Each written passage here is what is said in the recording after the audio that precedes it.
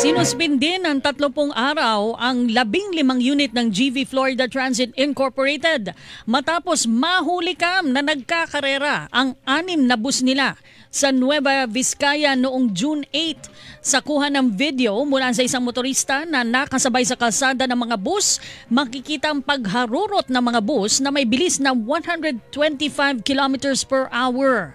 2 sa mga bus ay naplakahan na biyaheng Sampaloc, Santa Ana, Cagayan at Baguio, Apayao.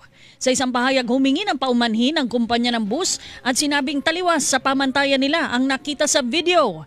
Ngunit hindi tinanggap ni Transportation Secretary Vince Dizon ang paghingi ng paumanhin ng GV Florida Transit. Hindi porket walang nasaktan, walang nadisgrasya, ganun-ganun na lang. Apology not accepted. Paano kung may namatay doon? Kasabay nito, sinuspindi ng 90 araw ang lisensya ng mga sangkot na driver na nakatakdaring isailalim sa drug test. Ayon sa kalihim, hindi katanggap-tanggap na ginawang sports car ang mga bus at kung hindi anya loko-loko ang mga driver nito ay malamang na nakadroga o lasing ang mga ito.